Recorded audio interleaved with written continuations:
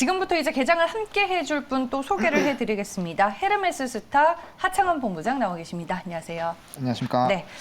자, 이제 개장을 앞두고 시장 매수 전략 세워봐야 될 텐데 저점 매수냐 추격 매수냐 하창원 본부장부터 들어볼게요. 어디에서 아이디어 찾아오셨을까요? 네, 저는 뭐 계속적으로 강조드렸던 곡물 쪽 하겠습니다. 뭐 사료 아니면 곡물 이제 계속 네, 얘기하시네요. 맞습니다. 그러니까 저는 사실 이 러시아의 어제 동원령 같은 경우는 조금 트리거가 될 수 있는 요인으로 좀 보시면 좋을 것 같습니다. 일단은 뭐 이제 총동원령은 아니다라는 부분에서의 약간의 뭐 이런 선물 가격은 움직임이 좀 덜 했지만 어쨌든 그거보다 더 격화가 될 수 있는 가능성 자체는 열려 있는 거거든요. 그리고 지금 러시아 쪽에서도 뭐 이렇게 수출하고 있었던 부분들이 유럽으로 많이 넘어간다라는 부분으로 뭐 이제 수출 제한 얘기가 계속적으로 나오고 있었던 만큼 충분히 이 이슈는 다시 한번 사료곡물 쪽에 조금 긍정적인 시그널이 될 수 있지 않을까라고 보고 있고요.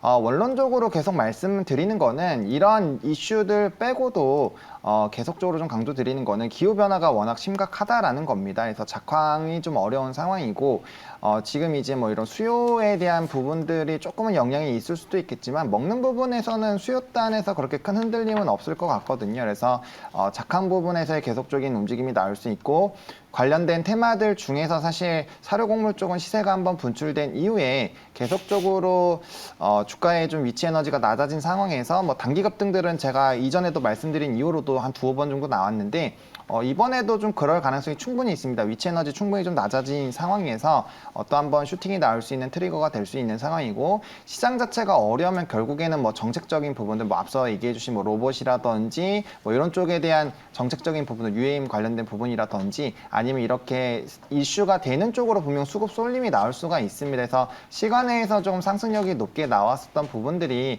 좀 부담이 될 수는 있겠지만 결국엔 장 초반에 어느 정도 물량 소화한 이후에 만약에 수급적인 쏠림이 나오면 충분히 현재 시점에서도 배팅이 좀 가능하지 않을까라는 부분이 있고요.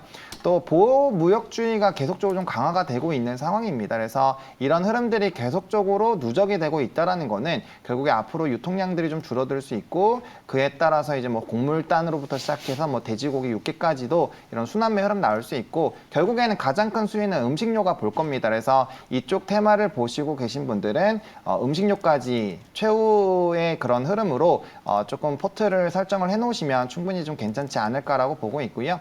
그래서 관련주로는 뭐 대주산업, 고려산업들이 최근에 좀 시장의 대표 종목으로 좀 주가의 움직임들이 나오고 있어서 뭐 해당 종목군들 말씀을 드리고 이제 음식료 쪽으로 좀 넘어가면 저는 삼양식품이 좀 매력적이지 않나라고 보고 있습니다. 뭐 수출 쪽도 괜찮고 워낙 뭐 불닭볶음면 관련된 부분에서 브랜드력 그리고 가격 인상을 하지 않았음에도 불구하고 이런 브랜드력으로 굉장히 조금 실적들이 좋아졌다라는 부분을 봤을 때 최근에 또 가격 인상 기조들이 좀 있죠. 그래서 이런 이슈가 되면 충분히 수익성 부분에서도 긍정적이고 뭐 수출단에서도 워낙 좀 좋은 모습을 보여주고 있어서 충분히 좀 기대를 해볼 수 있지 않을까. 그래서 오늘은 짧게는 대주산업을 좀 토픽으로 하겠고요. 중장기로 보신다면은 삼약식품까지 좀 넓게 보셔도 여전히 괜찮은 상황이다라고 좀 정리 드리겠습니다. 네, 알겠습니다. 추격 매수 관점에서 얘기를 해주셨습니다. 곡물 관련주 내에서는 대주산업 그리고 식품 관련주 내에서는 삼양식품을 탑픽으로 꼽아주셨습니다. 네, 다음 차장님은 오늘 저점 매수, 추격 매수 어디에서 골라오셨을까요? 네, 뭐 저점이라고 하기도 애매하고 추격이라고 하기도 좀 애매한데 뭐 네. 아까 언급을 좀 드렸듯이 방산의 눌림목을 이용하자라는 이제 그런 결론이고요. 뭐 아침에 이렇게 오면서 좀 드는 생각이 금리 동결이 나왔던들 시장이 올랐을까라는 그 생각이 잘 안 들어요.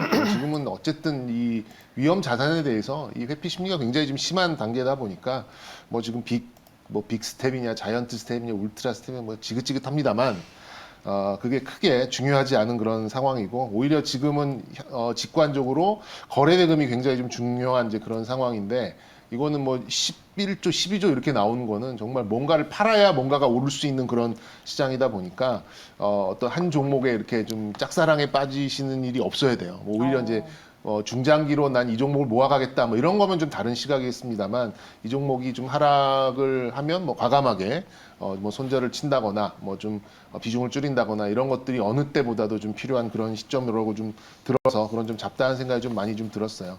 그래서 일단 뭐 요즘에 단기 이슈몰이에 그리고 또 스토리 이런 것들이 좀 모이면서 이제 뭐 서비스 로봇 또 뭐 자율주행 뭐 이런 것들도 시장에서 반응이 좀 나왔습니다만 현재 그래도 제가 적어도 한 분기 뭐 길게 보면 내년 초까지도 좀 컨빅션을 가지고 이거는 되겠다라는 생각이 좀 강하게 드는 이제 그런 쪽은 역시 방산 쪽 그리고 그러니까 태조 이방원 안에서도 지금은 조금 옥석가리기가 좀 된 것 같아요. 그런 면에서 봤을 때는 이제 방산, 태양광 그리고 이제 2차 전지를 비롯한 좀 차 부품 그리고 이제 여행 자유화에 따른 리오프닝 뭐 요 정도가 그래도 우리가 그 좀 물려도 어느 정도 좀 끌고 갈 수 있다거나 아니면 뭐 좀 모아간다거나 할 수 있는 약간 중기적인 이제 그런 종목들이 아닌가 좀 보여지고 반대로 이거는 당분간은 정말 어렵겠다라는 생각이 드는 게 정말 저도 좀 송구스러운 말씀 좀 드립니다만 낸드를 비롯한 반도체 정말 좀 쉽지 않겠다 생각 들고요.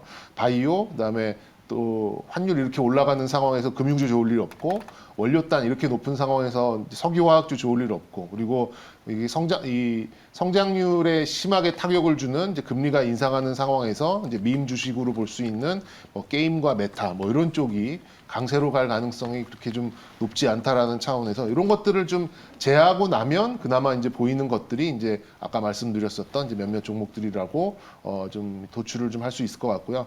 개인적인 뭐 관점에서는 그겁니다. 그냥 검증되고 그리고 충분히 시장에서 이제 강세가 좀 나왔었던 종목들의 이제 눌림목을 이용하는 방법이 가장 확실한 방법이라는 이제 그런 생각이 좀 들었고요. 막상 요 말씀드렸었던 이 컨빅션이 있는 그런 종목들 내에서는 좀 물리더라도 어느 정도는 좀 가져갈 수 있는 또 비중을 또 더 물타기를 할 수 있는 이제 그런 종목들이 아닌가라는 말씀 좀 드리고 싶고 그런 면에서는 역시 이제 방산주가 개인적으로는 가장 좀 눈에 들어오는 이제 그런 대안이 아닌가라고 생각 들고요. 이게 2차 전지처럼 뭐 5년치, 7년치를 미리 땡겨온 게 아니라 수주가 이제 나오기 시작한 거잖아요. 그렇게 보면 한 1년치, 2년치 정도만 좀 이제 포워딩한 그러니까 당겨 와가지고 좀 밸류에이션이 좀 된 거기 때문에 아직도 뭐 충분히 따라가도 되겠다라는 말씀 좀 드리고 싶고요. 그 일례로 한화 에어로스페이스 같은 경우는 뭐 8만 원대 중반까지 갔었잖아요. 뭐 이때 이제 무슨 문의가 많았냐면 이거 좀 사고 싶다. 계속 올라갈 것 같다. 그러면 뭐 한 8만 원 정도 좀 깨는 그런 눌림목을 우리가 한번 가늠해 보시죠. 이렇게 말씀을 드리면 8만 원을 깨면 관심이 싹 사라집니다 시장에서. 맞아요. 언제 그랬냐시피 그러면 이제 네. 다른 쪽에 또 강세를 보이는 종목으로 이제 시각이 좀 다른 걸 찾게 되죠. 그렇게 되죠. 뭐 그 또 다른 또 관련된 종목으로 LIG 넥스원도 한 이게 11만 원, 11 중반까지 좀 올라가고 그랬었는데 이거를 이제 뭐 이런 시간을 통해서 그럼 눌림목 한 10만 원 전후한 가격 눌림이 오면은 그때 한번 좀 담아보시는 전략이 좋을 것 같습니다. 말씀드리면.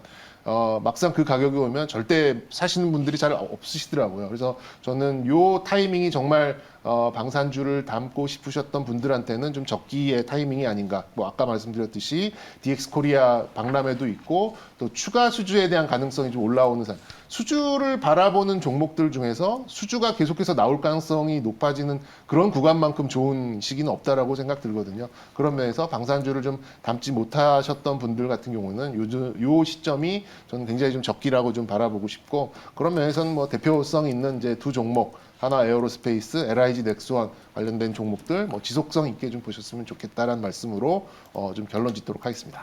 한화 에어로스페이스에 추가적으로 LIG 넥스원까지 네네. 탑픽으로 보시는 거죠. 지금 다 눌림목 구간이기 때문에 담기는 뭐 충분히 네네, 부담이 없는 그렇죠. 자리다 이 말씀이신 고점 거네요. 대비 뭐 10% 이상은 충분히 네. 진짜 전형적인 눌림목이기 때문에 네. 좀 부담 없이 담아보셨으면 좋겠습니다.